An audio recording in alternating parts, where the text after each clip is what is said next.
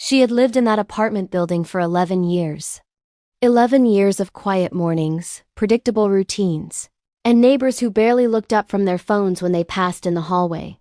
And then one Tuesday afternoon in early spring, everything changed. Because that was the day Marcus moved into apartment 4B, directly across the hall from Eleanor's door. Eleanor was 64 years old. She had silver hair she wore loose around her shoulders, laugh lines that carved themselves into her face like beautiful geography, and a confidence that most women spend their whole lives trying to find. She had been married once, briefly, in her 40s. She had traveled alone through Portugal and Japan. She had built a small business from nothing and sold it comfortably. Eleanor was not a woman who needed anyone. But wanting someone, well, that turned out to be a different conversation. Entirely. Marcus was 24.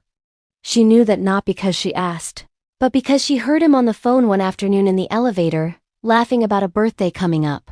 He had broad shoulders and a shy smile, and the kind of easy energy that reminded Eleanor of summer. He was kind to the building superintendent. He held the door for strangers. He listened when people talked to him. Actually listened, with his whole face. Eleanor noticed all of this because Eleanor was observant. She had always been observant. It was one of her best qualities. Now here is where the story gets interesting. Because Eleanor did not panic about the attraction. She did not push it away or lecture herself about appropriateness or spiral into self-doubt. She simply acknowledged it the way she acknowledged everything in her life, with honesty and a certain steady calm.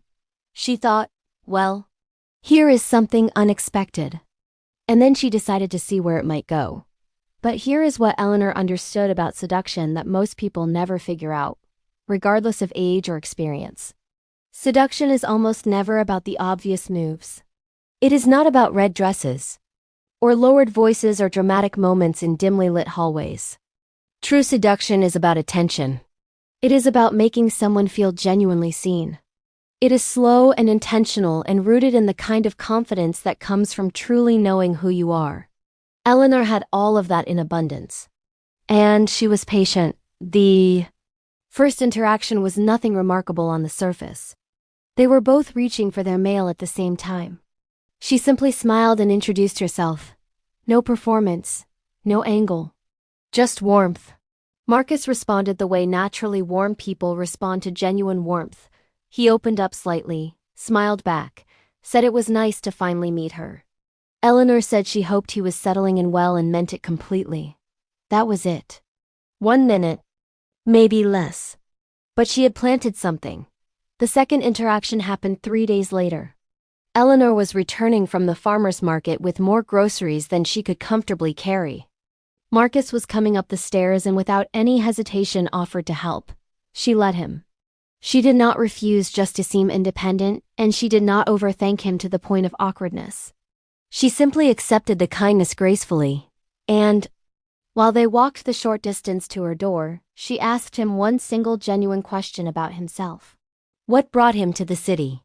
He told her more than she expected. That is what one good question can do.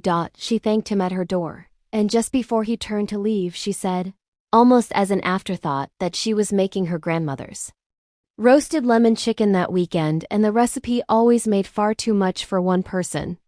She said it lightly, no pressure attached, and then added that he was welcome to join her if he had no other plans. Then she unlocked her door and went inside. She did not wait for an answer in that moment. She let the invitation exist on its own with room for him to breathe. That move right there, that seemingly casual lightness, was actually extraordinarily deliberate. Eleanor understood something deeply important. Desperation is the single most repellent energy in any kind of human connection.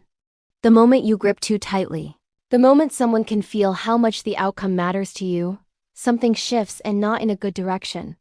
By leaving the invitation open and walking inside without waiting for an immediate response, she communicated something powerful without saying a single word. She communicated that she was fine either way, that her evening would be lovely with, or without him. That is perhaps the most attractive quality a human being can project. He knocked on her door the next morning. She was in the middle of her coffee and her crossword. He said he would love to come to dinner if the offer still stood. She told him Saturday at 7 and handed him a small card she had written her number on. Said to text if anything came up.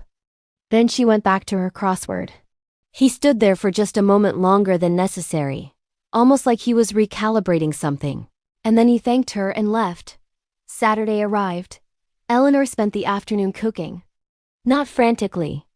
Not performatively, but slowly and pleasurably the way she cooked whenever she cooked for people she cared about. The apartment smelled incredible. She wore a deep blue linen dress that was elegant without trying too hard. She set the table properly because she believed in setting the table properly. She opened a good bottle of wine and put on a jazz record. She loved out when Marcus knocked at 7 exactly. She noticed he had dressed up slightly. Clean shirt, nice jacket. He was carrying a small plant, a trailing green thing in a terracotta pot, and he said he had not known what to bring and hoped. That was all right. Eleanor felt something warm move through her chest at that.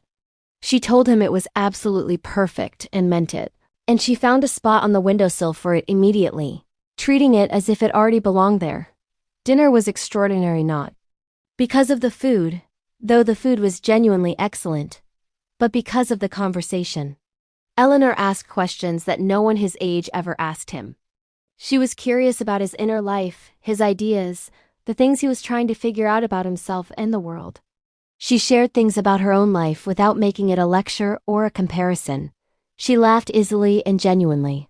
She disagreed with him about something halfway through the meal and did so with such directness and good humor that instead of being put off he seemed almost electrified by it.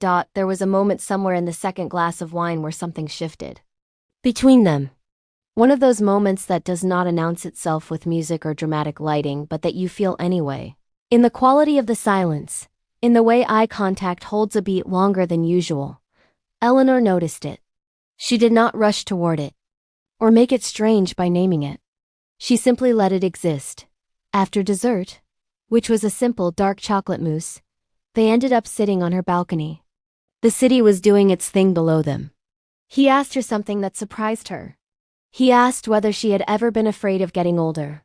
And Eleanor was quiet for a moment, genuinely considering it, before she said no. She said she had been afraid of many things in her life, real things, but that age itself had never been one of them. She said that the version of herself she was right now, at 64, was the version she trusted most, the most capable, the most clear.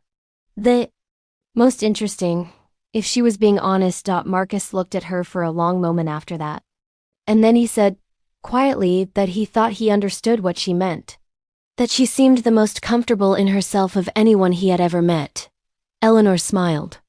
She told him that comfort in yourself was something you had to earn. That there were no shortcuts to it. That the earning was often uncomfortable and sometimes brutal, but that it was absolutely worth every single moment. He stayed until almost midnight. When he finally stood to leave and she walked him to the door, there was that charged quality in the air between them. He paused at the threshold, looked at her, and said this had been the best evening he had had in a very long time. Eleanor told him she was glad. She told him the plant looked lovely on the windowsill. And then she said goodnight, warmly but without clinging to the moment. She closed the door and stood in her beautiful apartment surrounded by the smell of lemon and herbs and good wine. And she smiled to herself, not with triumph exactly, but with something more interesting than triumph. With the quiet satisfaction of a woman who knew herself completely, who moved through the world on her own terms, and who understood that the most powerful thing you can ever do is simply be, without apology, entirely and unapologetically yourself. The plant on her windowsill had a name by the end of the week. And Marcus was back for dinner on Thursday.